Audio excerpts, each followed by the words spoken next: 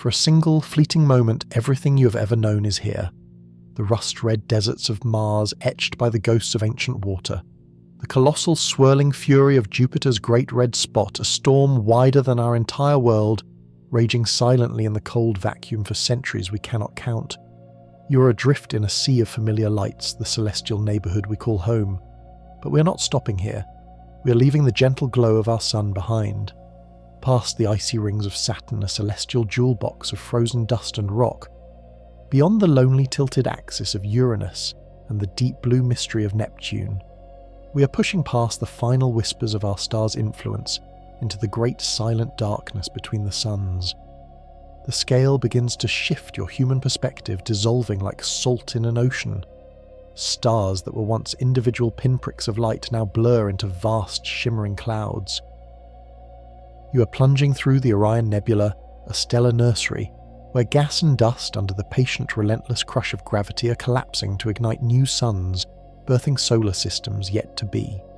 It is a cosmic cathedral of creation, painted in hues of hydrogen pink and oxygen blue, a masterpiece sculpted by shockwaves from dying giants and the fierce radiation of newborn titans. The distances become staggering, the numbers losing all meaning. Light years once an abstract measure are now the meters on our journey's odometer, and we are just getting started. The camera of your mind continues to pull back faster now, accelerating beyond comprehension.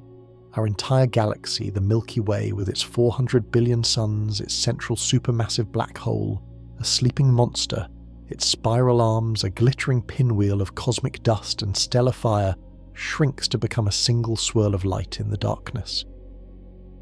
It is our island, our home, beautiful and impossibly vast. And yet it is only one.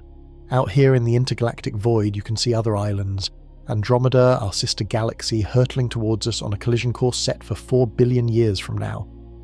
The Triangulum Galaxy, a smaller companion bound with us in a gravitational dance. Together we are part of a small cluster of galaxies, the local group. But even this feels provincial, a tiny cosmic village. So we pull back further still. Our local group becomes an insignificant speck lost in a river of galaxies, a supercluster containing 100,000 more, all drawn together by a gravitational anomaly. We have named the Great Attractor, a destination we can feel but cannot see. This is the Laniakea supercluster, our home on the grandest of scales, a web of galactic filaments stretching across 500 million light-years. And still we continue our impossible retreat. The intricate web-like structure of the universe reveals itself. Filaments of galaxies separated by voids of near-perfect emptiness, a cosmic tapestry woven from dark matter, and luminous stars stretching in every direction. Look, every point of a light you now see is not a star, not a solar system, but an entire galaxy, each with its own hundreds of billions of suns, its own countless worlds, its own potential for life, its own unique story unfolding over cosmic timescales. 2 trillion galaxies. That is our best estimate for the observable universe. 2 trillion islands of light scattered across 93 billion light-years of expanding space. This is the known cosmos, the grand, breathtaking and utterly humbling arena of our existence. And now we have reached the edge. Not an edge made of rock or wall, but an edge made of time. Before you is a faint mottled glow, a wall of ancient light permeating all of space. This is the cosmic microwave background radiation, the afterglow of creation. It is the oldest light in the universe, a snapshot of the moment 380,000 years after the beginning, when the cosmos cooled just enough for light to finally travel freely. It is the echo of the Big Bang. For decades, this was our ultimate horizon, the baby picture of our universe, the first page of the cosmic story we thought we knew. We believed that by looking at this wall of light, we were staring at the absolute beginning of everything. The singular, explosive moment that created all of space, all of time, all of matter. The one unique event that birthed our reality. This grand, majestic 2 trillion galaxy-strong universe. This was it. The whole story. But what if it isn't? What if this entire magnificent structure, all of it, is nothing more than a single bubble in a pot of boiling water? What if the cosmic afterglow we see is not the wall at the end of the museum, but merely the wall of our own tiny room? What if our Big Bang was not the beginning, but just a beginning? This is the precipice of a revolution in our understanding of reality, a conceptual leap so profound it threatens to shatter our very definition of the word universe. It is born from a theory that was first designed to solve problems with our own Big Bang story, a theory called cosmic inflation. To grasp its power, we must first rewind the clock, go back past the galaxies, past the first stars, past that wall of ancient light, back to the very first fraction of the very first second of time. Here in this primordial state, the universe was unimaginably hot and dense, a roiling soup of fundamental particles and energy. The conventional Big Bang model tells us that from this point space simply began to expand and cool like the embers of a cosmic fire. But this simple picture left nagging questions. Why is the universe so uniform on the larger scales, as if distant regions which never had time to communicate somehow agreed on the same temperature? Why is the geometry of our universe so perfectly flat balanced on a knife edge between collapsing and flying apart forever? Our universe appeared to be fine-tuned, a cosmic coincidence of impossible precision. Cosmologists needed a mechanism, something that happened before the Big Bang we knew, to set the stage so perfectly. The answer they found was breathtaking in its violence and its elegance: inflation. In the first sliver of a second, a moment so small it makes a nanosecond look like an eternity, a strange form of energy with a powerful anti-gravitational force is thought to have seized control. This was not a gentle expansion. This was a hyper-acceleration, an exponential and utterly ferocious stretching of the fabric of reality itself. During this period, a patch of space smaller than a proton was stretched to a size larger than the entire observable universe is today. It was the ultimate growth spurt, an event that took the microscopic quantum world and magnified it to cosmological proportions. This incredible stretching flattened the geometry of space, just as inflating a crumpled balloon smooths out its wrinkles. It took a tiny uniform patch and expanded it so vastly that it would appear uniform everywhere, solving the great puzzles of our cosmic architecture. Inflation was the secret architect, the silent partner to the Big Bang. It was the event that primed the pump that loaded the dice that made our universe possible. At the end of this inflationary epoch, that strange energy decayed, dumping its enormous potential into a firestorm of particles and radiation. This moment of decay, this reheating of the cosmos, is what we have traditionally called the Big Bang. It wasn't an explosion in space, it was the moment the inflationary stretching stopped and the more leisurely expansion we see today began. For a time, this was a satisfying addition to our cosmic story.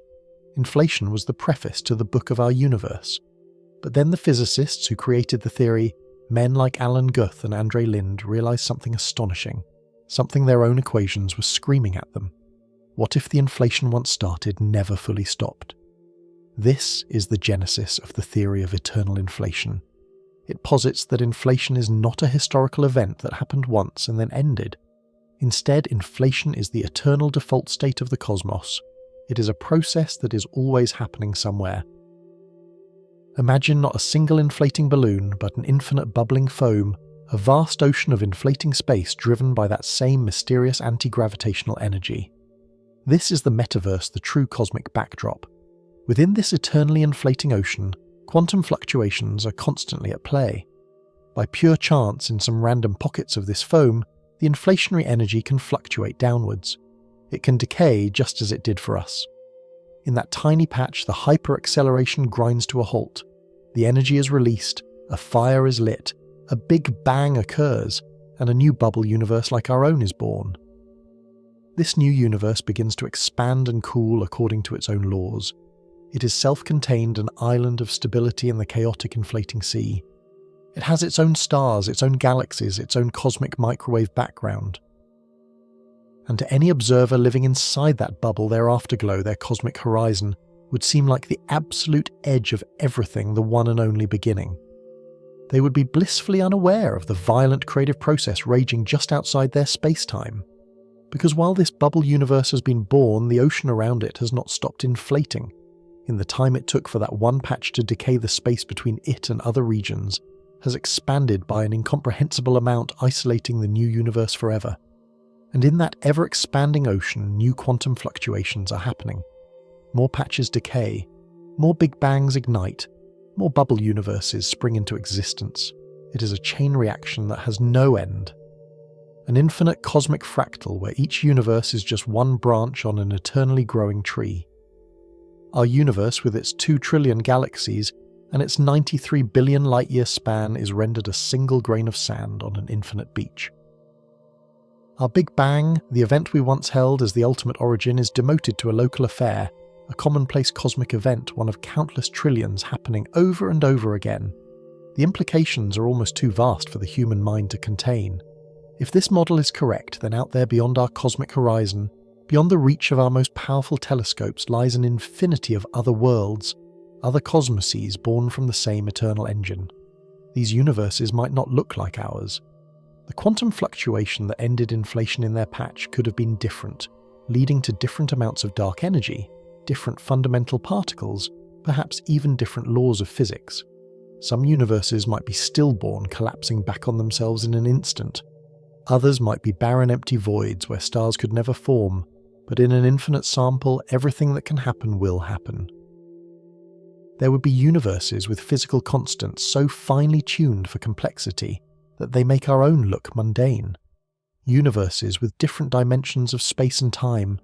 Universes so utterly alien they defy our capacity for imagination. And somewhere scattered among this infinite variety, there would be universes almost identical to ours, where a different choice you made this morning branched off into a new reality. This isn't just a wild story. It is the logical and, for many physicists, the unavoidable consequence of the theory of inflation. Our best explanation for the structure of the cosmos we see around us. It suggests that the ultimate reality is not a single lonely universe, but a magnificent ever-birthing multiverse. The Big Bang. Our beginning is not a unique miracle. It is a process that may still be happening right now somewhere else. But this raises the most profound question of all. If we are trapped inside our own bubble, forever causally disconnected from these other worlds, how could we ever know? Is this staggering vision forever confined to the realm of mathematics and metaphysics? Or is it possible that the birth of our own universe left a clue, a faint primordial scar imprinted on the very fabric of our reality? A cosmic echo from a collision with another bubble long ago. The search for that evidence is now one of the most exciting frontiers in all of science. A quest to find the first tangible proof that we are not alone in the cosmos in the most fundamental way imaginable. A quest to see beyond our own beginning. What if the entire history of our universe, every star, every galaxy, every life form is merely a single fleeting sentence in an infinite cosmic story that is still being written? For generations we believed we had found the opening chapter to that story, a moment of creation so powerful it set the stage for everything we know. It's a narrative etched into the very fabric of space-time, a tale of a singular explosive beginning from an unimaginable point of infinite density. We call it the Big Bang. And for decades it has stood as one of science's most triumphant achievements, a theory so robust, so predictive, it seemed to answer the ultimate question of our origins. The evidence is not buried in ancient texts, but woven into the light of the cosmos itself. If you could build a radio telescope sensitive enough and point it toward the empty spaces between the stars, you would hear it. A persistent, faint, inescapable hum, a whisper from every direction at once. This is the cosmic microwave background, the fossilized echo of creation. Discovered almost by accident, this ghostly afterglow is the universe's first light released, when the cosmos was a mere 380,000 years old. It's the radiation from the dying embers of the primordial fireball stretched by cosmic expansion over 13.8 billion years from a searing gamma-ray glare into the cold, gentle microwaves we detect today. When our satellites like Planck and WMAP mapped this ancient light, they revealed a stunning portrait of the infant universe. An almost perfectly uniform glow, a testament to a time when everything was crushed together in a hot, dense, unified state. This wasn't just a lucky guess. It was a direct prediction of the Big Bang model, a confirmed message from the dawn of time. But the theory offered more than just a picture. It provided a recipe. In the first few minutes after the beginning, The universe was a nuclear furnace of unimaginable temperatures and pressures. It was a place too hot for atoms to exist, a seething soup of fundamental particles. Here in this crucible of creation, the very first elements were forged in a process called Big Bang nuclear synthesis. As the universe expanded and cooled with breathtaking speed, protons and neutrons fused together, creating the building blocks of matter. The Big Bang model doesn't just suggest this happened, it makes a precise, falsifiable prediction. It dictates the exact proportions of these primordial elements, roughly 75% hydrogen, 25% helium, and a tiny trace amount of lithium.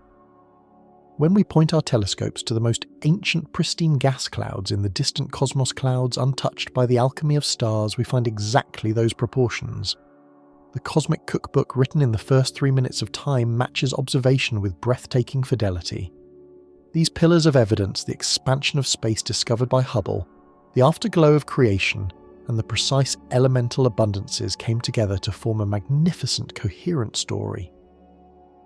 A story of a universe born from a single point, expanding and cooling with gravity, slowly gathering the primordial matter into the first stars and then into the vast, glittering spiral galaxies that fill our skies. It was a complete, elegant, and powerfully validated narrative. It felt like we had finally understood the grand architecture of existence. Yet as our understanding deepened, as our questions became more precise, we began to see unsettling cracks in this beautiful foundation. For all its successes, the standard Big Bang model, when scrutinized, presented us with paradoxes so profound they threatened to bring the entire structure crashing down. The story, it turned out, was missing its very first page. The first great mystery is one of sublime, impossible uniformity. We call it the horizon problem. The cosmic microwave background radiation, the echo of the early universe, is almost the exact same temperature in every direction we look. To one part in 100,000, the temperature is identical, whether we look toward the constellation Orion or in the completely opposite direction toward Libra. On the surface, this uniformity seems logical. If the universe started as a hot, dense soup, it makes sense that it would have an even temperature. But there's a fatal flaw in that logic, a flaw rooted in the ultimate speed limit of the cosmos, the speed of light. Imagine two ancient regions of space, one on the far left of our observable universe and one on the far right. Today they are separated by over 90 billion light years. But when that first light was released, they were already separated by millions of light years. Since nothing can travel faster than light and the universe was only a few 100,000 years old, there was simply not enough time for any signal, any heat, any information to have travelled between them. They were outside each other's causal horizon. They could not have possibly communicated. They had no way to know about each other, no way to exchange energy and settle on a common temperature. It's like finding two people on opposite sides of the Earth who have never met or spoken spontaneously, deciding to wear the exact same outfit down to the last thread. It makes no sense. The uniformity we observe, the very smoothness that seems so natural, is a flagrant violation of the laws of physics as we understood them. The Big Bang model offered no explanation for this cosmic conspiracy. It simply demanded that we accept it as a bizarre, inexplicable initial condition. The universe, for some unknown reason, just started out this way, perfectly coordinated across distances that should have been forever isolated. This wasn't an explanation. It was an admission of defeat, a deep puzzle that pointed to a fundamental misunderstanding of our cosmic origins. The second problem is even more precarious, a challenge of cosmic architecture we call the flatness problem. In the grand scheme of things, space-time itself has a geometry. According to Einstein's theory of general relativity, the shape of the universe is determined by a cosmic tug-of-war between the outward momentum of its expansion and the inward pull of gravity from all the matter and energy within it. There are three possibilities for its ultimate shape. It could be closed, like the surface of a sphere with so much matter that gravity would eventually halt the expansion and cause it to collapse in a big crunch. It could be open, like the surface of a saddle, with too little matter for gravity to ever stop its runaway expansion, causing it to grow cold and empty forever. Or it could be perfectly flat, balanced on a knife's edge between these two fates. A flat universe would expand forever, but the rate of expansion would continuously slow, approaching zero. All of our measurements, from the cosmic microwave background to the distribution of distant galaxies, indicate that we live in a universe that is almost perfectly uncannily flat. The total density of matter and energy in our cosmos is staggeringly close to the critical density required for this perfect balance, and here lies the problem. The state of perfect flatness is a profoundly unstable equilibrium. Think of balancing a pencil on its sharpened point. The slightest nudge, the tiniest deviation, and it will immediately fall over. For the universe, any tiny deviation from perfect flatness, in the first moments of the Big Bang, would have been amplified exponentially over 13.8 billion years of expansion. If the initial density had been just a tiny fraction higher, the universe would have collapsed back on itself billions of years ago. If it had been a tiny fraction lower, it would have expanded so rapidly that galaxies and stars would never have had a chance to form. For our universe to be as flat as it is today, its density at 1 second after the Big Bang had to be fine-tuned to the critical value to an accuracy of 1 part in a quadrillion. At the earlier, more extreme moments in time, the precision required is even more absurd, bordering on the supernatural.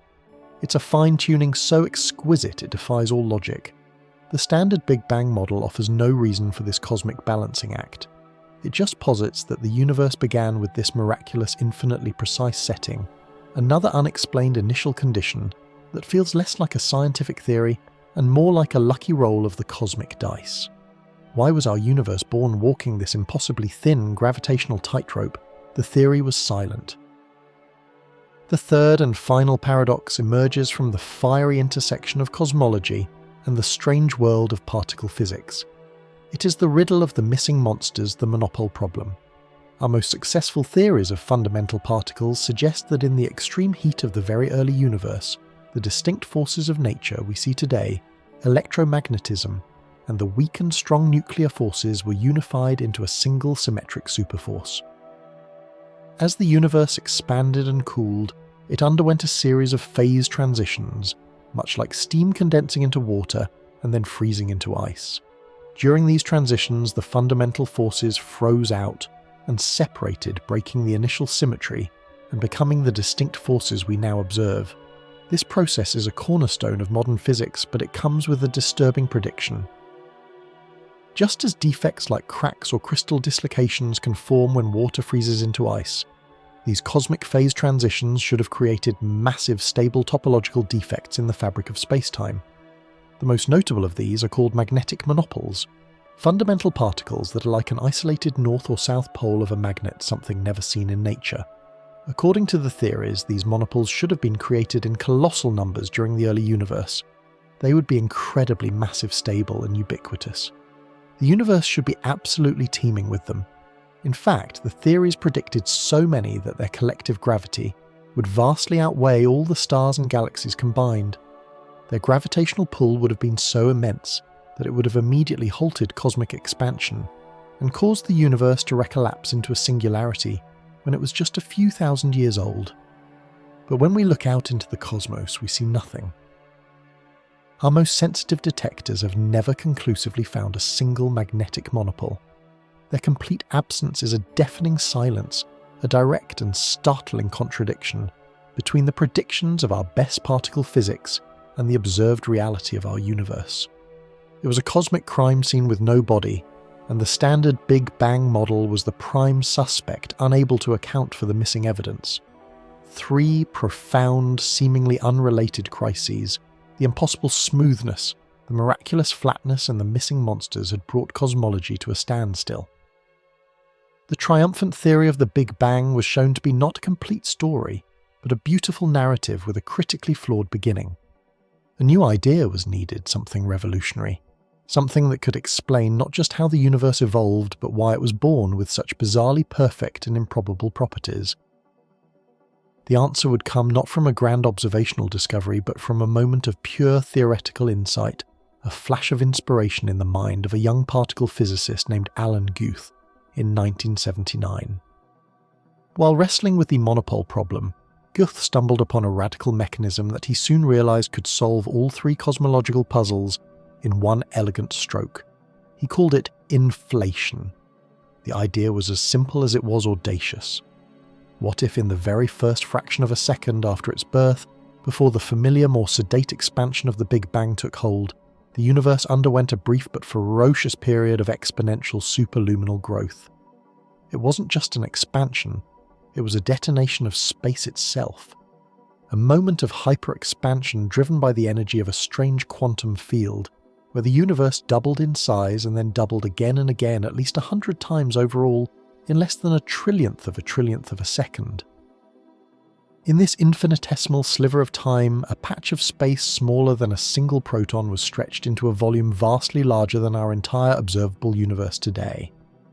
This wasn't a minor tweak to the Big Bang model, it was a new violent and spectacular prequel. And its consequences were profound. Suddenly the horizon problem vanished.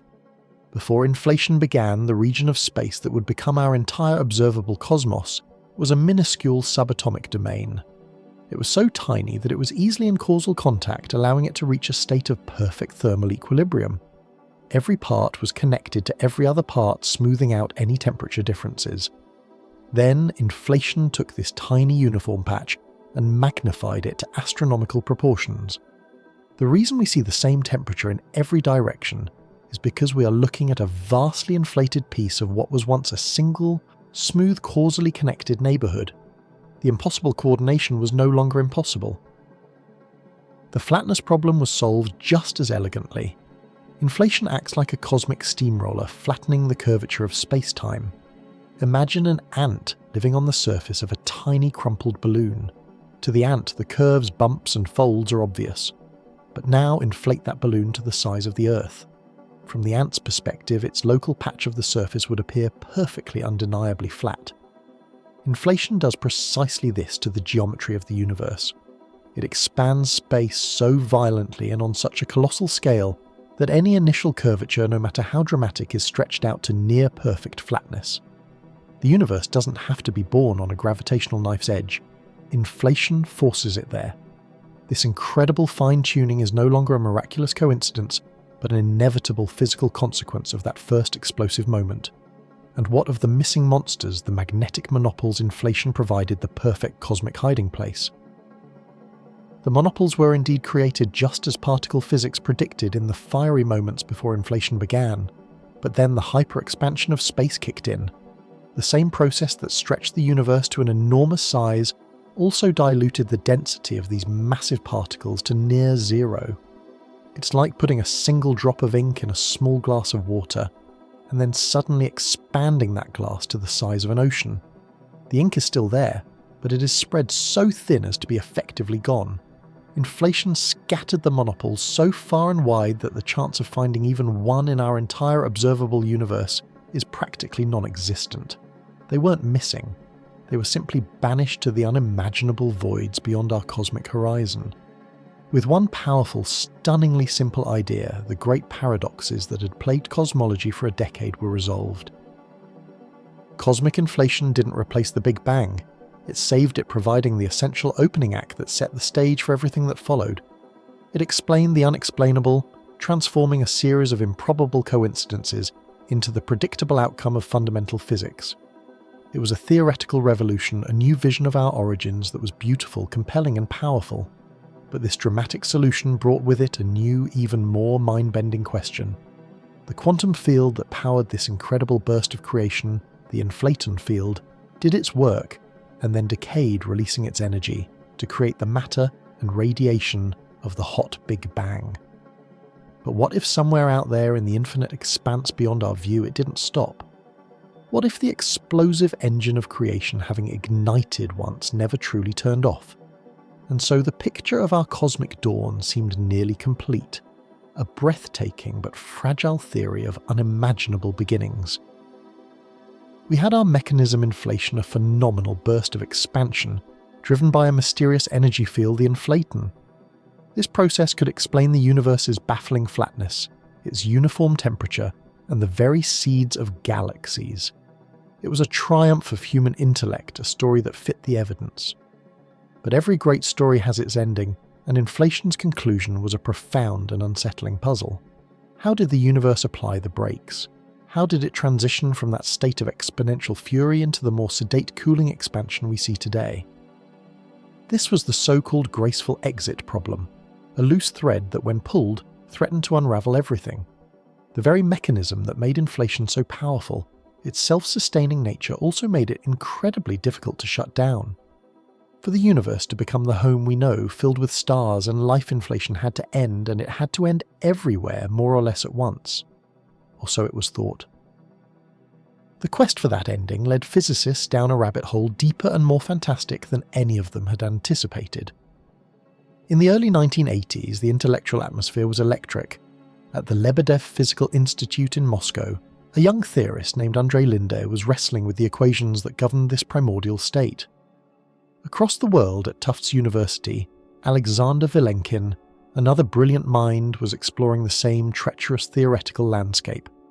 They weren't trying to create a multiverse, they were simply trying to be rigorous. They were trying to make inflation work to tie up that loose end. They focused their attention on the very heart of the process, the quantum nature of the inflaton field itself. We imagine it as a smooth, uniform sea of energy, but at the quantum level nothing is ever truly still. There is always a jitter, a fundamental uncertainty, a constant hum of particles winking in and out of existence.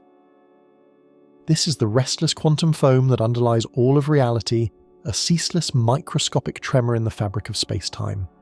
During inflation, these tiny quantum fluctuations in the inflaton field were stretched to colossal astronomical scales, becoming the subtle variations in density that would one day grow into galaxies. This was the source of everything we see.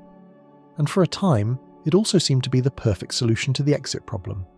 Imagine the inflaton field as a vast high-altitude plateau, a grand upland of cosmic potential. Inflation is the process of this field slowly, gently rolling downhill from this high-energy plateau towards a low-energy valley. As long as it remains on the plateau, the universe expands exponentially. When it finally drops into the valley, its energy is released in a colossal burst of heat and matter. The event we call the Big Bang's fireball, and inflation in that region gracefully comes to a halt.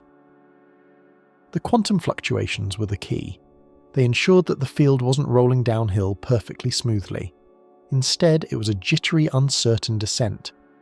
In some places, a random quantum fluctuation might give the field a little nudge, hastening its fall into the valley below.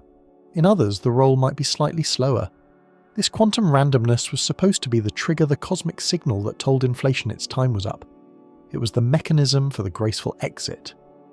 But here, buried deep within the mathematics, Linde Vilenkin and others began to uncover a staggering reality-altering paradox. They were staring at a mathematical snake eating its own tail.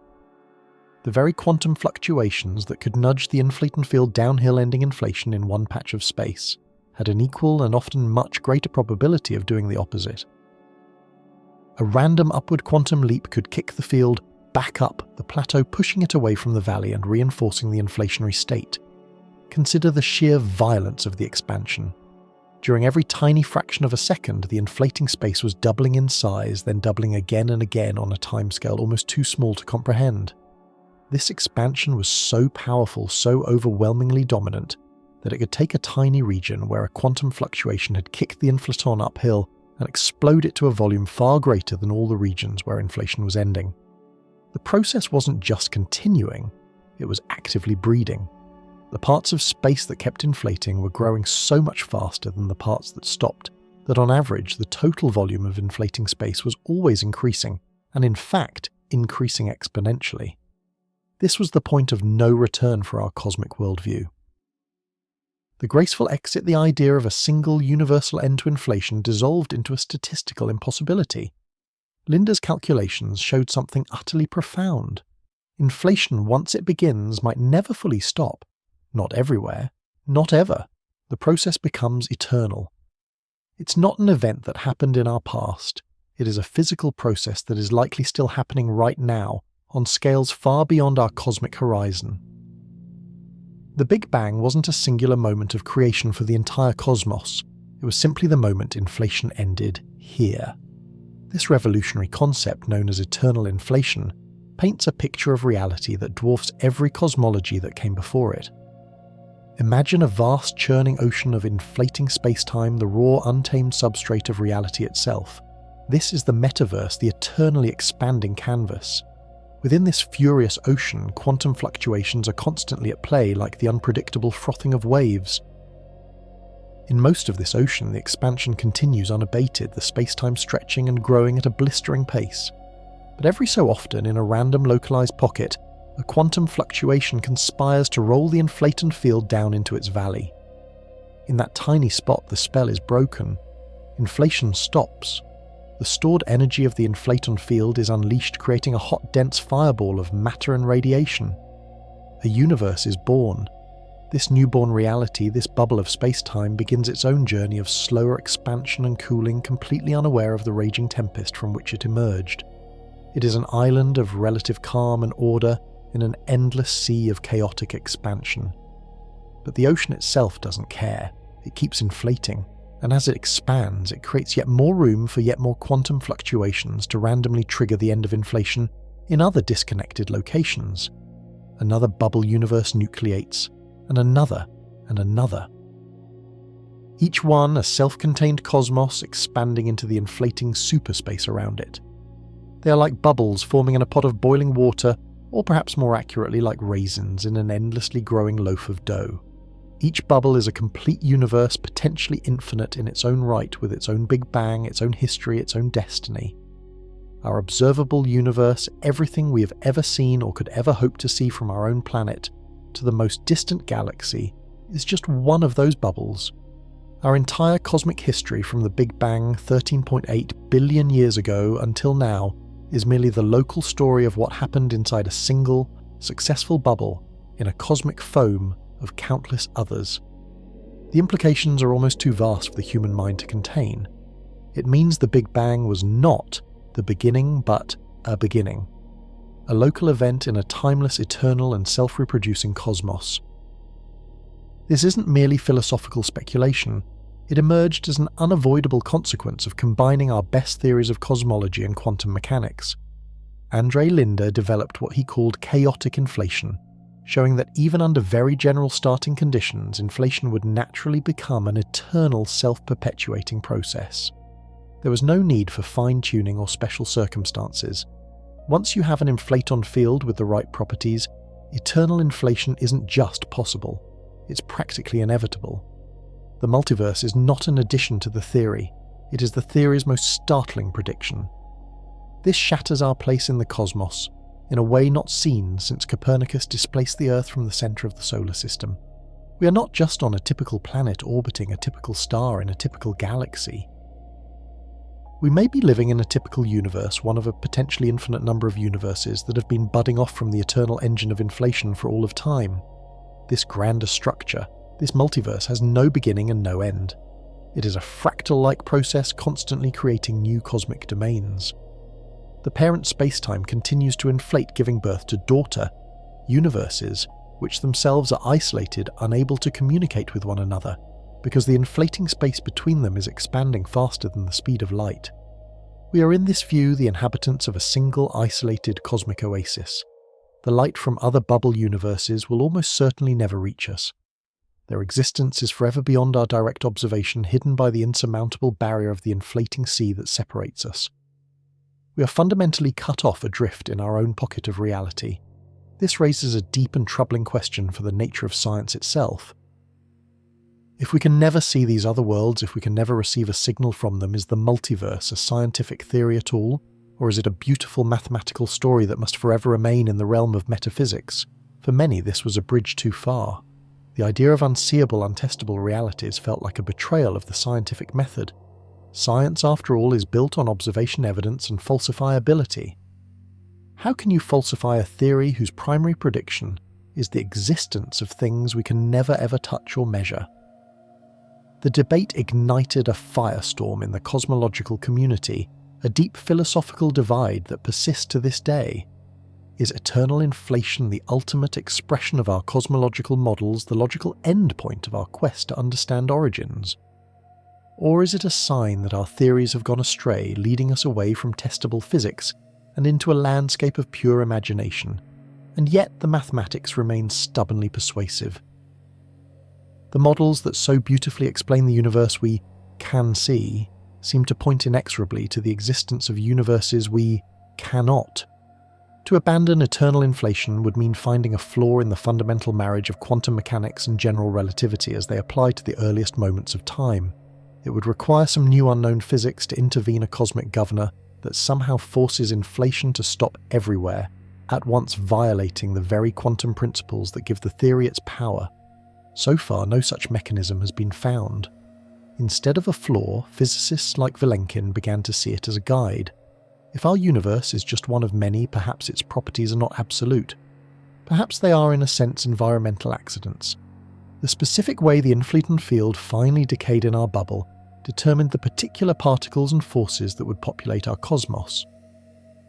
A different decay in a different bubble could result in a universe with a completely different set of physical laws. A universe with stronger gravity or with only 2 forces instead of 4. A universe without electrons or where light moves at a different speed. Most of these universes would likely be sterile, unstable flashes in the cosmic pan, incapable of forming complex structures like stars, let alone life.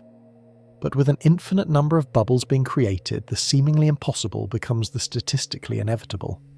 By sheer chance, some bubbles like ours would happen to have the precise combination of physical laws and constants that are hospitable to the formation of complexity and ultimately consciousness.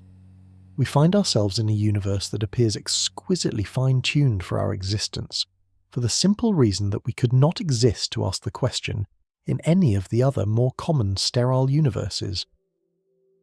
The multiverse, once seen as a bug in the theory of inflation, was now being recast as its most profound feature. It offered a potential explanation for one of the deepest mysteries in all of science, why our universe seems so perfectly, so improbably suited for life. We are left standing at the edge of a conceptual precipice. Behind us lies the comfortable notion of a single unique cosmos, our entire reality, contained within one grand sweeping story. Before us lies an infinite foam of possibilities, a reality so vast and so strange that our own universe is reduced to a single grain of sand on an endless shore. The theory of eternal inflation doesn't just expand our map of space and time, it forces us to redefine what the word universe even means. It suggests that the ultimate reality is not a static stage, but a dynamic, self-reproducing machine for making new worlds. But if we are truly sealed within our own cosmic bubble, is there any hope of ever finding proof? Is there any conceivable scar, any echo or remnant from this violent birth process that might have been imprinted upon our own universe at its inception? Perhaps the creation of our bubble wasn't a perfectly clean break. Perhaps in the distant past our infant universe collided with another bubble, another nascent reality expanding nearby in the metaverse. Such a collision would be the most cataclysmic event imaginable, a shockwave propagating across the entire sky.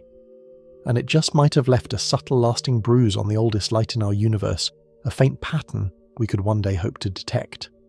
And so, we arrive at a precipice of understanding, a cognitive ledge, where the very logic of our most successful theory of creation pushes us toward an idea so staggering, so utterly transformative, that it threatens to shatter our every conception of reality. The quantum jitter, that inherent uncertainty we found at the heart of the inflaton field, was not merely a curious footnote in the story of our own beginning. It was not a problem to be solved or an anomaly to be explained away. Instead, it was a signpost, a cryptic message encoded in the mathematics pointing toward a conclusion as inescapable as it is profound. It was the key that would unlock the final, terrifying and magnificent implication of the inflationary paradigm. Think back to that primordial sea of energy, the false vacuum stretched taut and humming with unimaginable potential. Inflation, this engine of cosmic expansion, was driven by its quantum state. And here is the crucial step, the pivot upon which our entire cosmic view now turns quantum mechanics, is a game of chance, not a predictable machine of cause and effect. For any given patch of that inflating ocean, there was only a probability that the inflaton field would roll down its potential hill and decay, ending its reign of hyper-expansion and birthing a universe. In our corner of this inflating cosmos, the dice landed in our favour. The field cascaded downwards, its energy transforming in a fiery exhalation that became the quarks, the leptons, the photons, the very substance of our world. This was our Big Bang, the moment our own cosmic clock started ticking. But what about the regions next to us and the regions next to them? In the strange calculus of the quantum world, if something can happen, it eventually will happen. And if it has a probability of not happening, then somewhere it won't. So while our local patch of the inflaton field decayed countless other patches, by the sheer blind luck of quantum probability did not. They remained in that high-energy false vacuum state. And what does a false vacuum do? It inflates. It continues to stretch space-time at that exponential, incomprehensible rate, doubling in size every fraction of a second. This is the genesis of the theory of eternal inflation. It is not an addition to the original idea, not an exotic embellishment. It is the theory's own logical destination. The very mechanism that made our universe flat, smooth, and vast carries within it the seeds of its own immortality. The process once started may never truly end. Imagine a vast seething cauldron of boiling liquid representing the inflating cosmos. Our universe is like a single bubble that suddenly formed within that liquid, a region where the water cooled and turned to steam, expanding rapidly. Inside that bubble, a new reality takes hold with its own matter and its own destiny. But outside our bubble, the rest of the liquid remains at a roaring boil, and it is expanding far faster than our own bubble can grow. The boiling liquid, this parent space-time, is creating new volume at a rate that utterly dwarfs the expansion of the universe within our bubble. And because it continues to boil, new bubbles are forming within it constantly. Each bubble is a new universe, a new Big Bang event. Each one is born from a quantum fluctuation that allows a local patch of the inflaton field to finally decay, releasing its stored energy into a furnace of new particles. These pocket universes, these newborn bubbles of space-time, are propelled away from each other by the still inflating sea that separates them. The space between the bubbles grows so astonishingly fast that they become causally disconnected from one another almost instantly. No light, no signal, no information could ever cross the inflating chasm that separates one pocket universe from another. They are forever adrift cosmic islands in an eternal sea of creation, each one utterly oblivious to the existence of the others. This is the multiverse, not a fanciful speculation from science fiction, but the seemingly unavoidable outcome of our best theory for our own origin. Our universe ceases to be the universe. It becomes a single, perhaps unremarkable member of an infinite cosmic foam, a glittering, self-reproducing architecture of reality, where Big Bangs are not a singular, unrepeatable miracle, but a routine, ongoing process of cosmic reproduction. This vision requires a complete and humbling recalibration of our place in existence. That singular flash of creation we have revered for a century as the ultimate beginning, our genesis moment is demoted. It becomes just one local event, one spark in an endless fireworks display. The true stage is not our universe, but the eternally inflating superstructure that spawns it. The real story is not the story of a single bang, but of an endless fractal-like budding of new realities.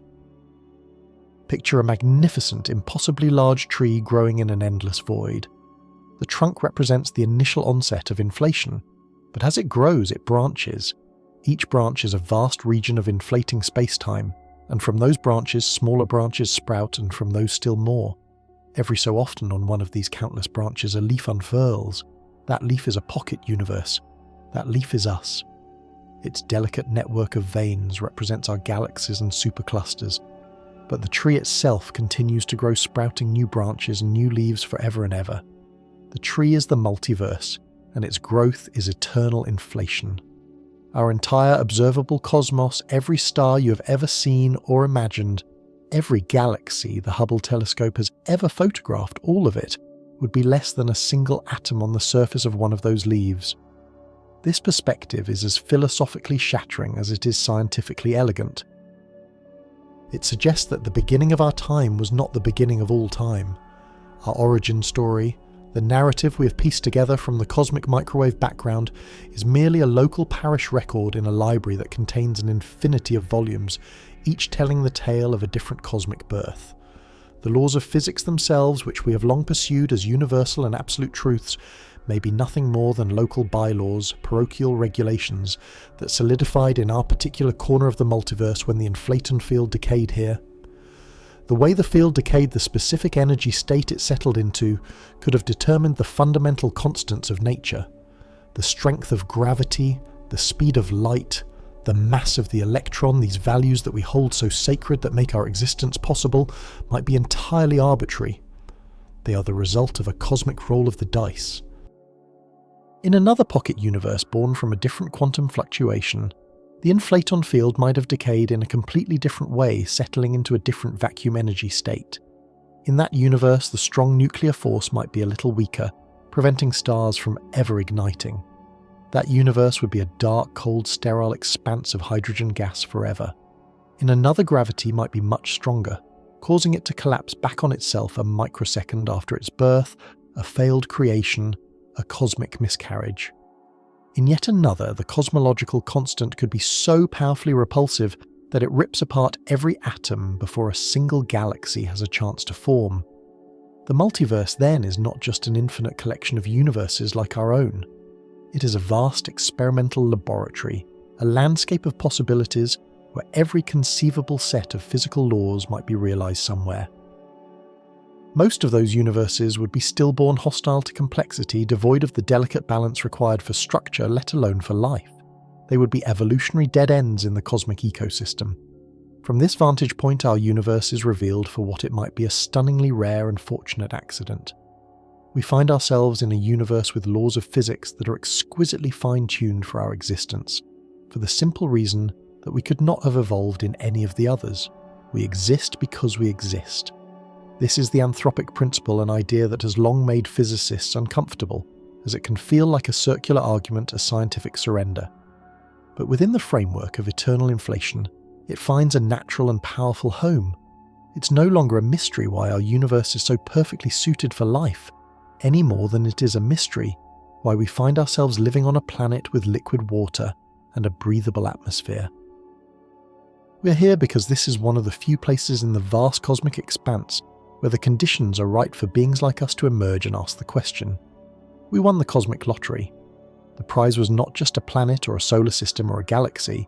The prize was an entire universe complete with a bespoke set of physical laws that allowed for the miracle of chemistry, biology, and consciousness. This framework also elegantly resolves some of the deepest lingering puzzles about our own cosmos.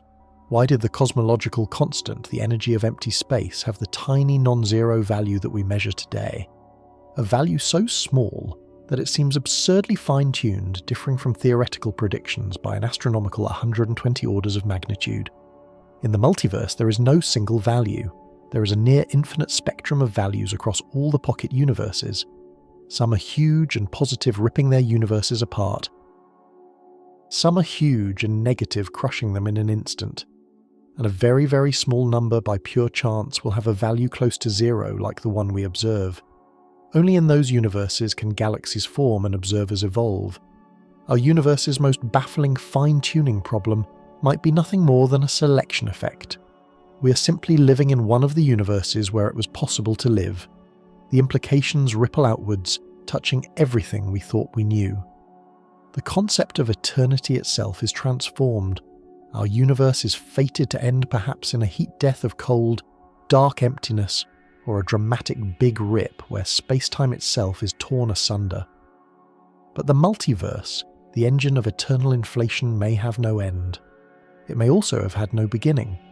Some models suggest that the inflating sea has always existed, a timeless eternal substrate from which universes are perpetually born. Our Big Bang was not the ultimate origin point, but just an event in a process that has been unfolding and will continue to unfold forever. We are the brief, flickering consciousness of one temporary bubble in an ocean that is truly eternal.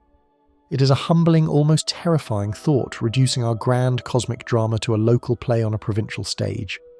But it is also an idea of breathtaking scope and grandeur. It suggests that the universe is fundamentally, irrepressibly creative, that the act of creation is not a one-time event, but an ongoing, unending property of the cosmos itself. We are forced to confront the limits of our perception, the boundaries of what we can ever hope to know. This cosmic foam, this infinite tapestry of worlds, lies forever beyond our reach. The relentless expansion of the parent space-time that separates the bubbles ensures that we are and always will be prisoners of our own universe. We can never visit these other worlds. We can never receive a signal from them. We can never see them even with the most powerful telescope imaginable. They are outside our observable horizon and forever will be. Their existence is written not in the stars we can see, but in the very logic of the theories that describe our own cosmic dawn. They are ghosts in the machine's silent siblings whose presence we can infer but never directly confirm. And this leads us to the most profound and difficult question of all, a question that strikes at the very heart of the scientific enterprise. If we can never see, touch or measure this multiverse, is it truly science? Or have we, in our relentless quest to understand our origins, pushed ourselves beyond the boundaries of testable physics and into the realm of pure metaphysics? How do we grapple with a theory that posits an infinite unseeable reality as the explanation for our own existence? It is a challenge that has divided the world of physics, pitting some of its greatest minds against each other in a battle over the soul of their discipline. The grand vision of eternal inflation born from the quantum whispers of our own creation has given us a breathtaking picture of our place in the cosmos. But it has also led us to the edge of an epistemological abyss, forcing us to ask, what does it mean to truly know something? And so we find ourselves cast adrift in an ocean of infinities. The grand sweeping tapestry of eternal inflation, once a mere mathematical curiosity, now presents us with a reality so vast, so utterly overwhelming, it threatens to capsize the very ship of science we used to navigate here.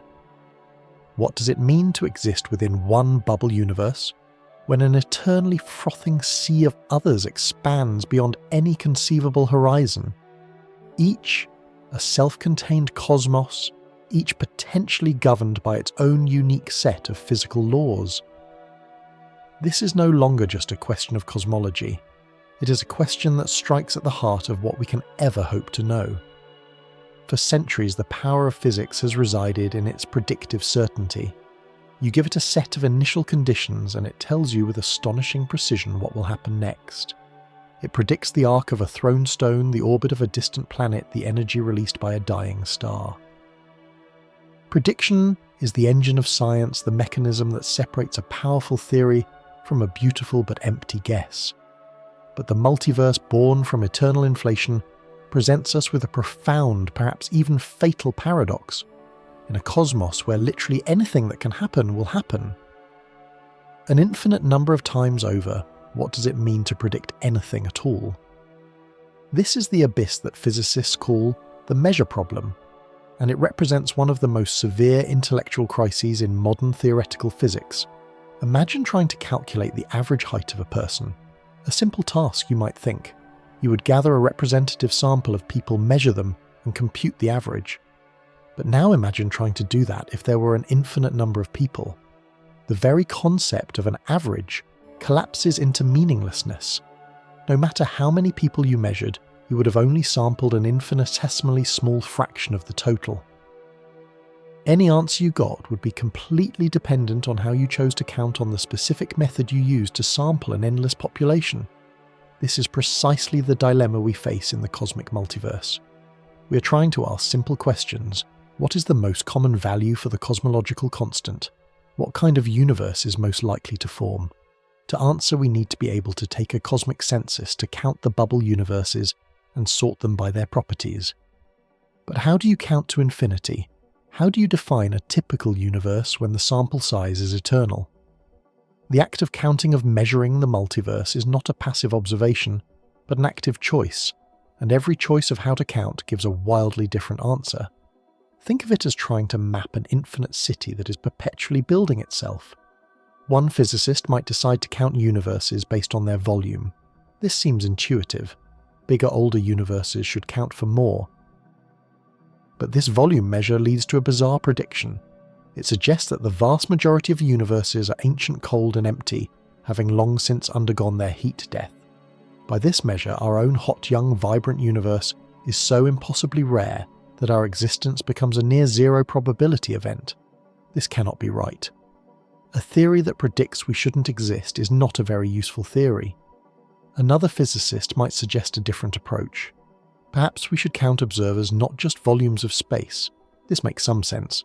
We should focus on the places where life could arise. But this too leads to a labyrinth of paradoxes. Consider the strange case of the Boltzmann brains. In an eternally fluctuating cosmos over unimaginable timescales, it is statistically possible for atoms to randomly assemble themselves just for a fleeting moment into a fully formed conscious brain, complete with false memories of a life it never lived. Some calculations suggest that in an infinite multiverse, these spontaneously generated disembodied observers would vastly overwhelmingly outnumber observers like us who evolved over billions of years on a stable planet. If this measure is correct, you should be concluding right now that you are not real. You are a momentary flicker of organized matter in the void, a statistical fluke whose universe is an illusion. Again, we are led into a philosophical dead end, a conclusion that defies our most basic experience of reality. This is the dizzying vertigo induced by the measure problem. Every attempt to impose a natural way of counting, of taming the infinite productivity of eternal inflation seems to fail. The proper time measure, the causal patch measure, the stationary measure, each is a brilliant, intricate attempt by some of the world's greatest minds to create a kind of cosmic ledger, a way to make sense of an infinite inventory. And each one so far has led to predictions that seem to contradict what we see, or worse, descend into absurdity. Without a solution, eternal inflation is not a single theory, but an infinity of theories masquerading as one. It becomes a framework that predicts everything, and in doing so perhaps predicts nothing at all. The grandest vision of modern cosmology hangs in the balance tethered to a question we don't yet know how to ask, let alone answer. How do we give meaning to infinity? And yet this very crisis of meaning might hold the key to one of the oldest and most profound questions we have ever posed. Why are we here? Not in the spiritual sense, but in the cold, hard, physical sense. Why does our universe possess the exquisitely specific set of properties that allows for the existence of stars, planets, chemistry, and ultimately us? This is the great puzzle of cosmic fine-tuning.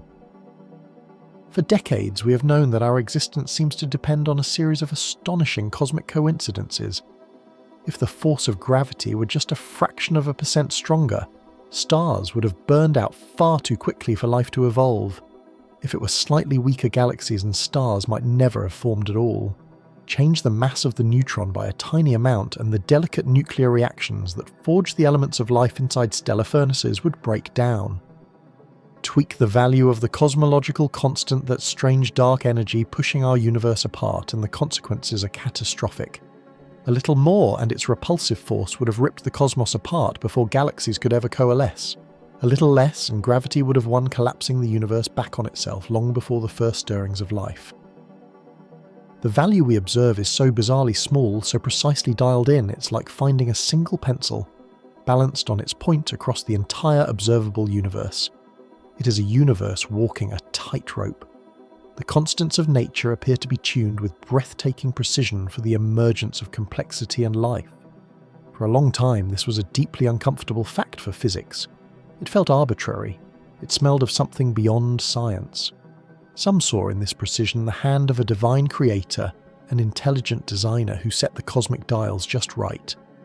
Others simply threw up their hands, accepting it as a brute fact, the way the world just happens to be with no deeper explanation required. But eternal inflation offers a third revolutionary possibility, one that is both deeply humbling and scientifically audacious. It suggests there is no mystery at all. This potential solution is called the anthropic principle. In the context of the multiverse, it is devastatingly simple. If there are infinite bubble universes and the laws of physics, the strengths of forces, the masses of particles vary randomly from one bubble to the next, then it is no surprise that we find ourselves in one of the rare universes where the conditions are right for life. We couldn't possibly find ourselves anywhere else. It's like asking why you find yourself living on Earth, rather than on the scorching surface of Mercury, or in the frozen clouds of Neptune. You're on Earth because it is one of the few places in our solar system where beings like you can live. The observation itself creates a powerful selection bias. The multiverse transforms the fine-tuning problem from a miracle into a statistical inevitability. Imagine a cosmic casino with an infinite number of slot machines, each one pulling the levers to set the physical constants for a new universe. Almost all of them come up with losing combinations universes that are empty, sterile, or fleetingly brief. They might be filled with nothing but radiation or collapse into a black hole a microsecond after they are born. But if you play an infinite number of times, eventually by pure chance one machine is going to hit the jackpot. It will produce that one perfect life-sustaining combination of laws. The anthropic principle simply states that we are the winners of that cosmic lottery, looking back and marvelling at our own good luck. We shouldn't be surprised we won, because only the winners are around to ask the question in the first place. This is a profound shift in our cosmic perspective. It suggests that the laws of nature in our universe are not fundamental and universal, but are merely local bylaws, environmental accidents. The speed of light, the charge of an electron, the strength of gravity.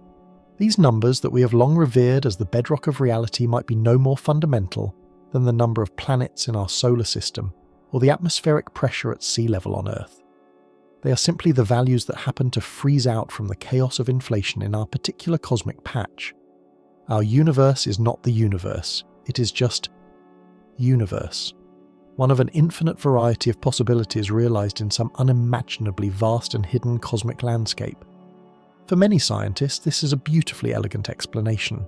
It takes a seemingly supernatural problem, the fine-tuning of the cosmos, and solves it with the natural machinery of eternal inflation. It removes the need for a designer or for inexplicable brute facts. The universe isn't fine-tuned for us. We are simply living in one of the universes that happens to be fine-tuned.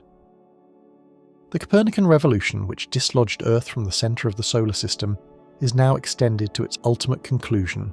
Not only is our planet not special, and our star not special, but our entire universe and its sacred physical laws may not be special either.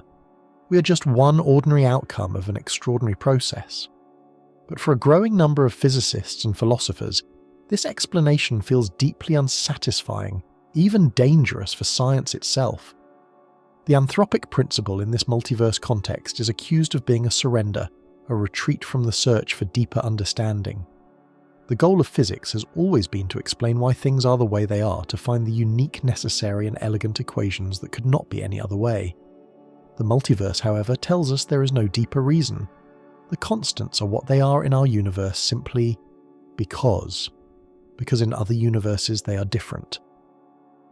This is not an explanation, critics argue, but an abdication of the need to explain. It's like asking an engineer why a bridge is designed a certain way and being told, because in an infinite multiverse all possible bridge designs exist and this is just one of them. You haven't learned anything about the principles of engineering. You've simply been told that your reality is one of many possibilities. It feels like a philosophical sleight of hand.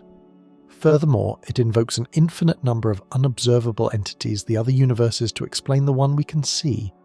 Is this still science? A theory that makes itself immune to disproof by predicting every possible outcome is not by some definitions a scientific theory at all. If we can always fall back on the anthropic principle to explain away any feature of our universe, no matter how strange, then how can we ever truly test or falsify the multiverse hypothesis?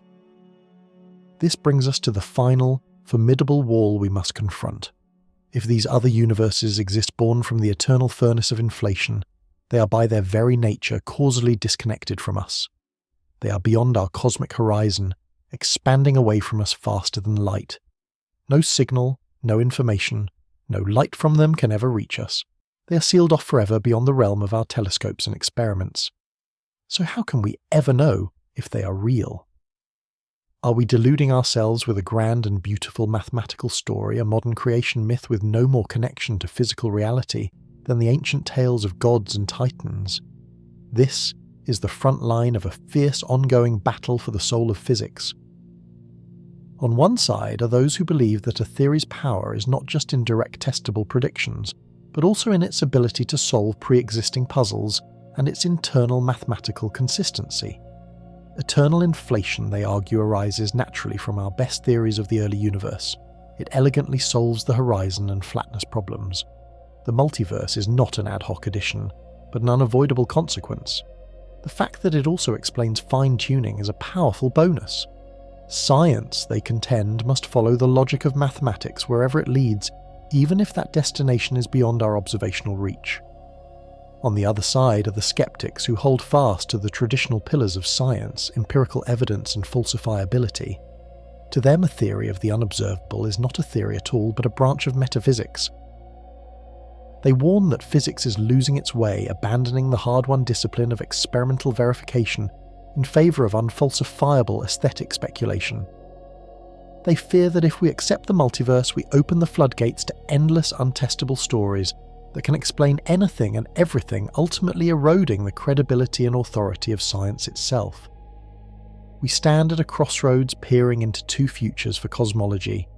In one, we embrace the multiverse as the ultimate paradigm shift, accepting that our reality is just a tiny fragment of a much larger unseen whole, and we learn to do science in a world without unique predictions guided by probabilities and anthropic reasoning. In the other, we pull back from the brink, rejecting the multiverse as a step too far into speculation, and continuing the search for a unique ultimate theory that can explain our universe, our laws and our existence without resorting to an infinity of others. The debate is fierce because the stakes could not be higher. It touches upon the very definition of scientific truth and the ultimate limits of human knowledge. The answers are not yet written. They are being forged right now in the fiery debates of conferences, in the dense equations on blackboards, and in the deepest recesses of human imagination. We have followed the chain of logic from a flicker of quantum uncertainty to the birth of our cosmos, and now to a vision of eternal creation. But this vision has left us grappling with infinities we cannot tame and realities we can never touch. The very theory that promised to explain our origins has led us to the edge of a philosophical abyss, forcing us to ask a terrifying question. Is the ultimate nature of reality fundamentally knowable?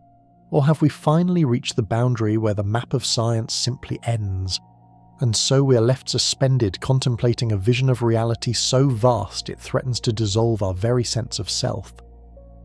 We've journeyed through the theoretical heart of eternal inflation, a cosmic engine of unending creation, where our entire observable universe is but a single crystallized bubble in an infinite effervescent sea of space-time. It is a staggering, perhaps unsettling proposition. A fractal cosmos of pocket universes, each born from a quantum leap, each potentially with its own unique laws of physics, its own destiny. But after such a breathtaking flight of imagination, we must inevitably return to Earth, grounded by one of science's most uncompromising questions. How could we ever know? How do you prove the existence of universes you can never visit? Worlds you can never see, realities forever walled off from us by an expanding gulf of inflating space-time. The very nature of the eternal inflation hypothesis seems to place its most profound predictions beyond the reach of any conceivable experiment.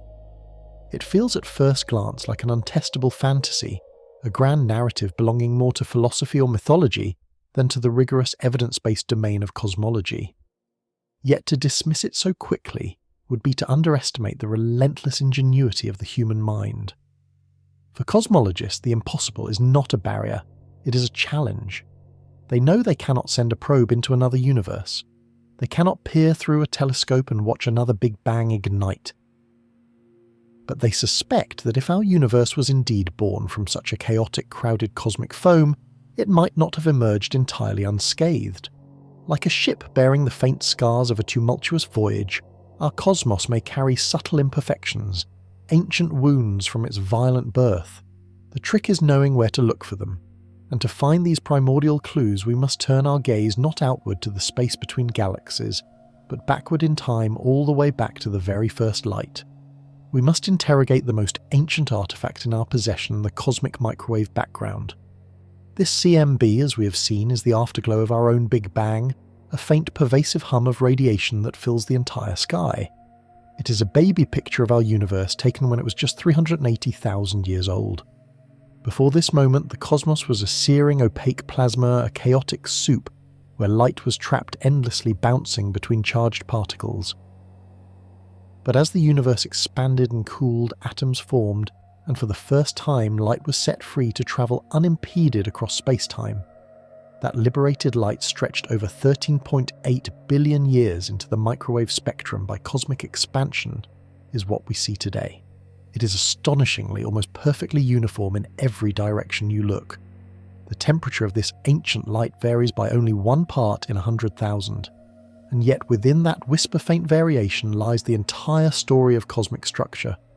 These minuscule hot and cold spots are the seeds of everything we see today, the faint density fluctuations amplified by gravity over billions of years that grew into every galaxy, every star, and ultimately into us. For decades, our standard cosmological model has been incredibly successful at explaining the statistical pattern of these spots. The model, based on a single brief period of inflation that ended everywhere, predicts the size and distribution of these fluctuations with stunning accuracy. It is one of the great triumphs of modern science. But if eternal inflation is the true story, if our bubble is just one among many, then this pristine photograph might contain more than just the seeds of our own evolution. It might also contain evidence of an encounter. We're searching for a cosmic crime scene, and the CMB is the only witness. The prime suspect, a collision with another bubble universe. Imagine the scene in that primordial inflating ocean. Our bubble nucleates its walls of space-time rushing outward, its interior energy dropping to form the universe we know. But nearby in that same churning sea, another bubble does the same. As they both expand at the speed of light, their outer walls could theoretically collide. This would not be an explosion in the conventional sense. It would be a collision of two distinct realities, two separate domains of space-time grinding against each other. The encounter would send a cataclysmic shockwave of energy, a violent ripple in the fabric of space-time propagating into the hot, dense plasma of our infant universe. This wave would not be like anything we know. It would be a pure distortion of space itself, compressing and rarefying the primordial soup in its path, briefly altering the fundamental state of our cosmos in the region it touched. While the direct aftermath of such a collision would be long gone, its ghost might remain. That powerful shockwave racing through our early universe would have left a lasting impression on the very plasma from which the CMB was later released. It would have created a disturbance, a localized anomaly in the temperature of the radiation. It would have left, for want of a better word, a bruise. Searching for such a bruise on the cosmic microwave background is one of the most tantalizing high-stakes endeavors in all of science. Theoretical physicists have painstakingly modeled what such a signature might look like. A collision with another bubble would create a disturbance on its edge, and because of the geometry of the impact and our vantage point from within, that disturbance would appear projected onto our sky as a circular feature. Specifically, it would manifest as a distinct circular spot on the CMB, either hotter or colder than its surroundings, with a subtle but specific temperature profile across its disk. Critically, the statistical properties of the fluctuations inside this disk would be different from the fluctuations outside it. It would be an outlier, an aberration, a feature that our standard model of a single isolated universe simply cannot explain. Finding such a circular mark, a single anomalous disk standing out from the random mottling of the CMB, would be the closest thing we could ever have to a photograph of another universe. It would be the smoking gun of the multiverse. Spurred by this incredible possibility, teams of cosmologists have been meticulously scanning the CMB data, particularly the high-precision maps generated by the Planck Space Telescope. They employ sophisticated algorithms to hunt for these specific circular patterns, sifting through a sky of nearly random noise for one telltale sign of a cosmic fender bender. The search is excruciatingly difficult. Our own galaxy emits microwave radiation that contaminates the signal, acting as a foreground haze that must be carefully subtracted. And the CMB itself is naturally splotchy. It is entirely possible for random chance to create patterns that mimic the appearance of a collision disk.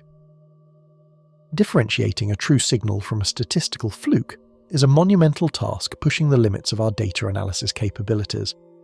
To date, several intriguing candidates have been flagged circular features that seem to stand out. But upon closer inspection, none has risen to the level of a definitive discovery. The statistical significance has always been too low, the possibility that it is merely a random alignment of hot and cold spots too high. The jury is still out. The sky has not yet surrendered its deepest secret. But direct collisions are not the only potential clue.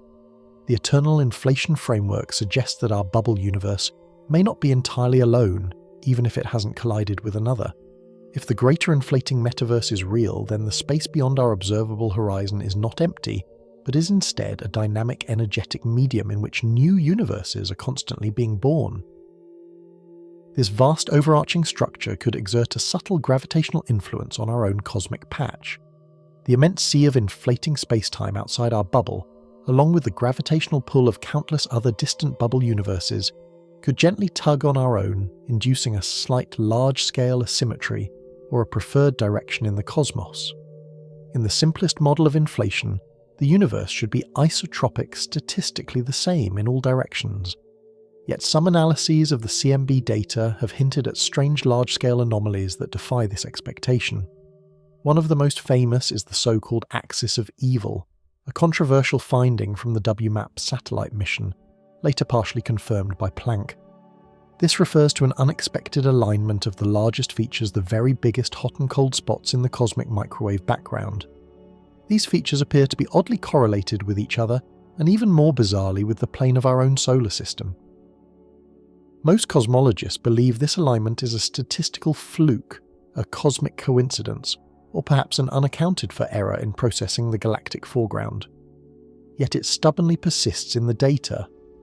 Some theorists have speculatively proposed that it could be the signature of a large-scale anisotropy, a slight stretching or shearing of our universe, caused by the influence of the greater multiverse structure in which we are embedded. Another enduring puzzle is the CMB cold spot, a region of the sky that is anomalously large and anomalously cold, far beyond what random fluctuation should produce. For years it was held up as a potential bubble collision candidate. The leading mundane explanation is that the spot is an illusion caused by a supervoid, an immense region of space between us and the CMB that is unusually empty of galaxies. Such a void would have a subtle gravitational effect on light passing through it, making it appear colder. While there is some evidence for such a void, it doesn't appear to be empty enough to fully account for the coldness we observe.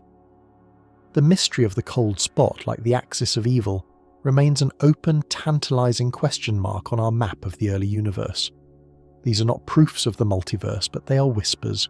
They are persistent anomalies, loose threads in our otherwise beautifully woven cosmological tapestry, hinting that the story might be grander and stranger than we ever imagined. While astronomers scan the heavens for these faint circumstantial clues, theoretical physicists have been uncovering a different kind of evidence, not from observation, but from the very foundations of fundamental physics. An extraordinary convergence has emerged from an entirely separate field of inquiry: string theory. For decades, string theory has been the leading candidate for a theory of everything, a unified mathematical framework that seeks to merge general relativity, the science of the very large, with quantum mechanics, the science of the very small. Its core idea is that the fundamental constituents of reality are not point-like particles, but unimaginably tiny, vibrating strings of energy. The different ways a string can vibrate correspond to the different particles we see, like electrons, photons, and quarks. For the theory to be mathematically consistent, however, it requires the existence of extra spatial dimensions beyond the three we experience. These dimensions are thought to be curled up, or compactified, into complex microscopic shapes known as Calabi-Yau manifolds. Here is where the connection becomes truly profound. It turns out there is not just one way to curl up these extra dimensions. The equations of string theory allow for a colossal number of different possible configurations, a breathtaking variety of stable Calabi-Yau shapes. Each one of these possible geometric solutions corresponds to a different vacuum state, a different ground-level energy for space-time itself, and each distinct vacuum state would give rise to a universe with its own unique set of physical laws. The strength of gravity, the mass of an electron, the charge of a quark, the number of large spatial dimensions, all of these fundamental constants of nature are not uniquely fixed by the theory. Instead, they depend on the specific geometry of the compactified extra dimensions. String theory doesn't predict one single universe. It predicts a vast, sprawling landscape of possible universes. The numbers are staggering. Current estimates suggest there could be at least 10 to the power of 500 different stable vacuum states allowed by the theory. That is a 1 followed by 500 zeros. For years, this immense landscape was seen as a potential weakness of string theory. How could a theory be predictive if it allowed for an almost infinite number of outcomes it felt like a failure? But with the advent of eternal inflation, this seeming flaw was transformed into a stunning virtue. Suddenly there was a perfect marriage between two of physics' most audacious ideas. Eternal inflation provided the dynamic engine, the mechanism for actually creating an endless number of universes, and the string theory landscape provided the blueprints, the vast menu of possible physical laws that those universes could adopt. The two theories complemented each other perfectly. The eternal sea of inflating space-time acts as a grand explorer canvassing the string theory landscape. As quantum fluctuations randomly jostle the inflaton field, they can kick small regions of space from one vacuum state to another. When a region lands in one of the 10 to the 500 stable valleys in the landscape, inflation ends, and a new bubble universe is born, crystallizing with that valley's specific set of physical laws. In this combined picture, our universe exists with its particular life-friendly parameters, not because they are the only ones possible, but because our bubble just happened to land in a valley of the landscape that produced them. In other valleys, countless other universes would exist with radically different physics. Some might have a much stronger force of gravity, causing them to collapse back into a singularity moments after their birth. Others might lack the electromagnetic force preventing atoms from ever forming. Still others might be bizarre higher-dimensional worlds completely alien to our imagination. This synergy between eternal inflation and string theory provides a powerful theoretical underpinning for the multiverse. It takes the concept from a mere possibility allowed by one theory and elevates it to a natural, almost inevitable consequence of the union of our two deepest attempts to understand reality. It suggests that the vast diversity of potential worlds predicted by our most advanced mathematics isn't just a theoretical curiosity. It's a diversity that is actively being realized moment by moment within the churning cosmic ocean. And so the search continues on two parallel fronts. On one side, the observers, the cosmic cartographers, meticulously sifting through the faint light of creation, hunting for a definitive crack in the porcelain perfection of our standard model. They search for the bruise, the asymmetry, the telltale scar that betrays a history more violent and more crowded than we ever suspected. On the other side, the theorists, the architects of reality, delve deeper into the labyrinthine mathematics of string theory, exploring the contours of the landscape and refining their predictions for what signatures we might find. Both are reaching for the same thing, a glimpse of what lies beyond the horizon, a confirmation that our cosmic shore is not the only one. Right now, the evidence remains tantalizingly out of reach, a collection of whispers, anomalies, and compelling theoretical arguments.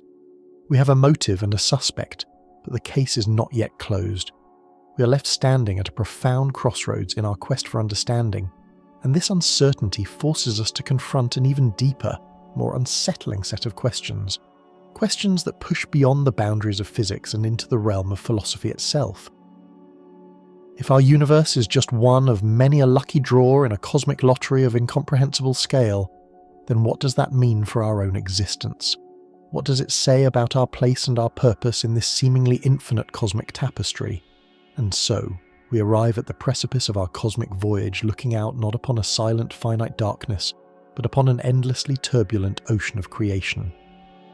We began with a single question, a query that once seemed to border on the metaphysical: is the Big Bang still happening elsewhere? After journeying through the quantum realm, across the unfathomable energies of the first moments, and into the vast theoretical landscapes of modern physics, the answer that emerges is not a hesitant whisper, but a resounding revolutionary affirmation. Yes, in the grand tapestry woven by eternal inflation, the genesis of our universe was not a singular, unrepeatable miracle. It was and is merely one event, one flash of light in an eternal furnace of cosmic birth. The Big Bang, our Big Bang is over for us. But the process that ignited it, that magnificent inflationary engine, has never truly stopped. Somewhere unimaginably far from our own cosmic shores, beyond the reach of any conceivable telescope, a new universe is right now bursting into existence. And another, an infinite, unending cascade of creation. This realization represents more than just a new chapter in the textbook of cosmology.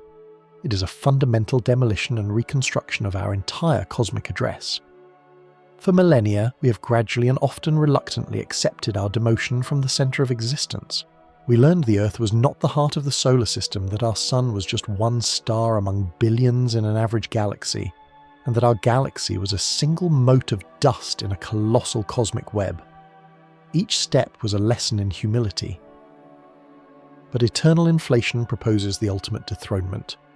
It suggests that our entire universe, all the 100 billion galaxies stretching across 93 billion light-years of observable space, everything we have ever known or could ever hope to see, is but one bubble in an infinite cosmic foam. We are not just on a pale blue dot in a vast emptiness. We are inhabitants of a single, perhaps unremarkable island in an infinite archipelago of realities, each with its own potential set of physical laws, dimensions, and destinies. This shift from a universe to a multiverse is the most profound paradigm change humanity has ever been asked to contemplate.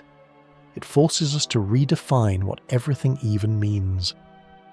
The familiar night sky, the celestial map that has guided our ancestors and inspired our poets, becomes a local phenomenon, the view from a single window in an infinite mansion. The laws of physics we have painstakingly uncovered, from gravity to quantum mechanics, those seemingly universal and immutable truths, may not be fundamental edicts for all of existence. Instead, they might be the local bylaws of our particular cosmic bubble emergent properties settled upon as our pocket universe cooled and expanded. In other bubbles, the strength of the electromagnetic force could be different, rendering chemistry impossible. The number of spatial dimensions might be 4 or 10 or 26. The very particles that constitute matter could be entirely alien. We have moved from believing we were studying the blueprint of reality to realizing we might only be studying the architecture of our own room. But is this magnificent, almost terrifying vision merely a beautiful piece of mathematics, a philosophical indulgence born from abstract equations? Or can we find a way to test it, to hear the echoes of these other creations? The search for evidence is one of the most exciting and challenging frontiers in all of science. It pushes our ingenuity to its absolute limits. Cosmologists are meticulously scanning the cosmic microwave background radiation, that precious first photograph of our own universe, for any telltale signs of a cosmic collision. They hunt for a specific kind of bruise, a circular cold or hot spot in the ancient light, which could be the scar left by a violent encounter with another bubble universe in the distant past. Such a discovery would be the single greatest observational triumph in history, transforming the multiverse from a theoretical possibility into a physical reality. It would be like finding the footprint of another person on a supposedly deserted island. The quest also extends into the unseen realm of gravitational waves. The theory predicts that the violent birth of our universe and the endless churning of the inflationary sea should have generated a unique background of these ripples in space-time. Detecting this primordial gravitational wave signature would be like hearing the faint lingering rumble of creation itself, providing powerful corroboration for the inflationary model that underpins the entire multiverse concept.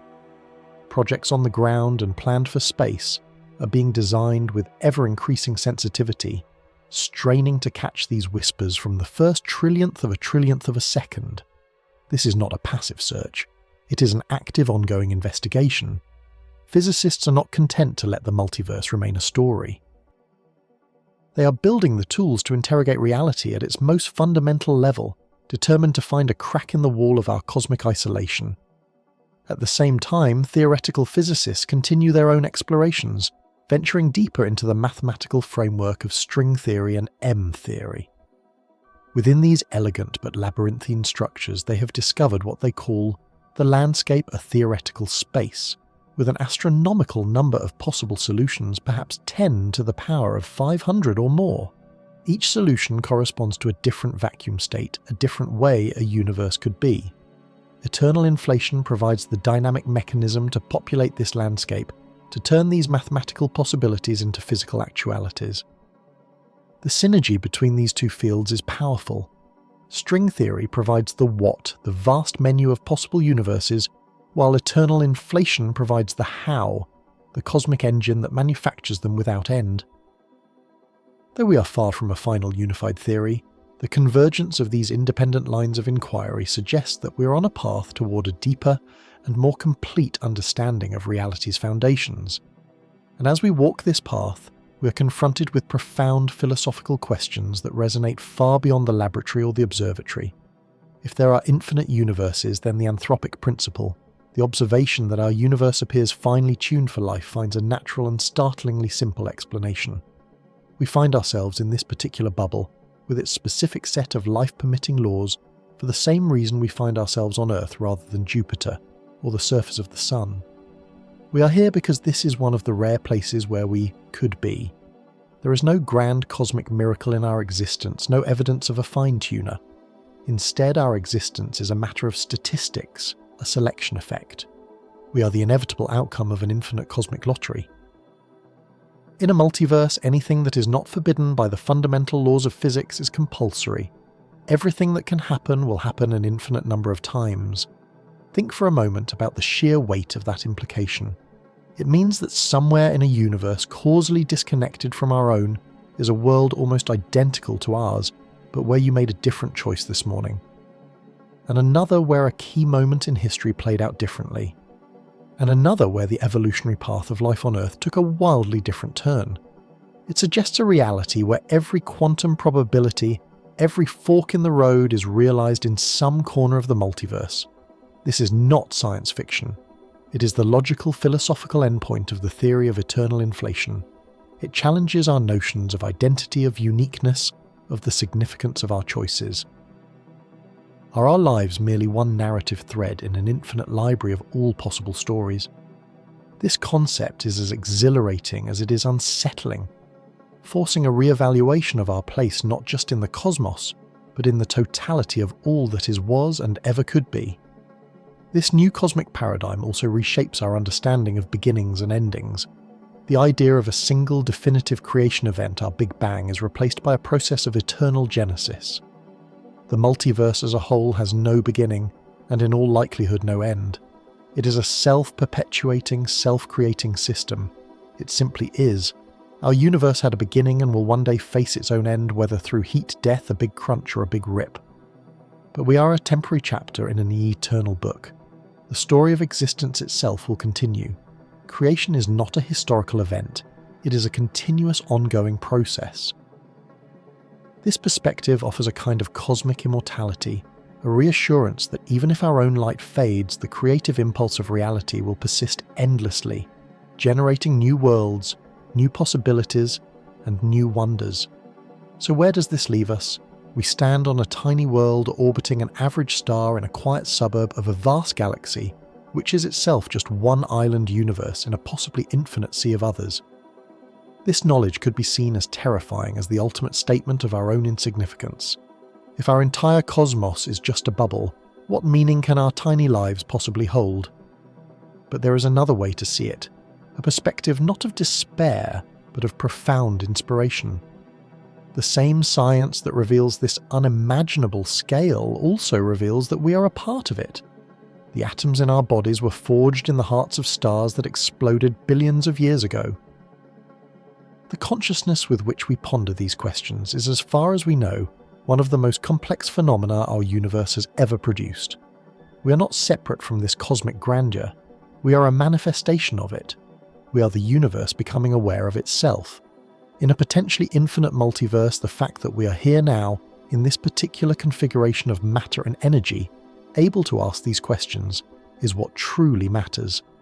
Our significance is not derived from being at the centre of existence, but from our capacity to understand our place within it.